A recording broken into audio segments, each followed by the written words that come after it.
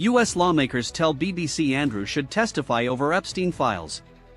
Andrew Mountbatten Windsor is facing growing pressure from U.S. officials and the family of his prominent accuser Virginia Giuffre to testify in the U.S. about his links to pedophile financier Jeffrey Epstein. Speaking to the BBC, Democrat Congressman Ro Khanna said the royal family had not been transparent, while Democrat Congresswoman Teresa Leger Fernandez said King Charles III should direct his brother to go to the U.S. to answer questions. Earlier on Tuesday, the king said the royal family were ready to support police in their inquiries. Andrew has repeatedly denied any wrongdoing and reached an out-of-court settlement with Giuffre in 2022 containing no admission of liability. In the king's first intervention in the latest round of revelations in the Epstein scandal, a Buckingham Palace spokesperson said if they were approached by the police, they stood ready to support them in their investigation. It added the king had made clear his profound concern over allegations against his brother, and the king and queen's thoughts and sympathies have been, and remain with, the victims of any and all forms of abuse.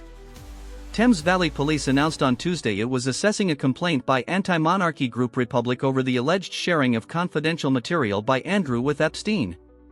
The former prince appears to have knowingly shared confidential information with Epstein from his official work as trade envoy in 2010 and 2011, according to material in the latest release of files seen by the BBC.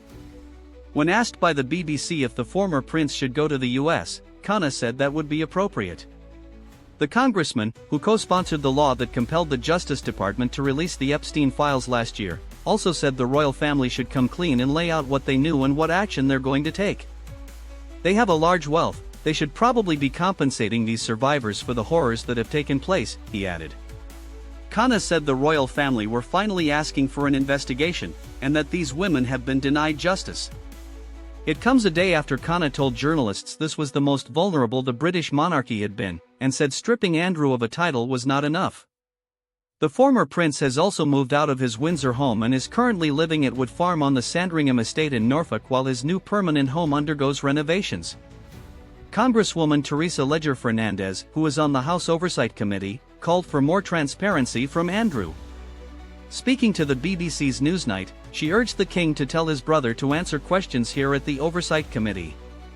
"You cannot say I am protected because I'm no longer in the jurisdiction of the United States, so I cannot be held liable," Fernandez argued.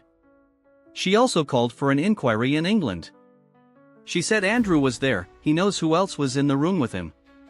Who else was at those locations where these attacks took place?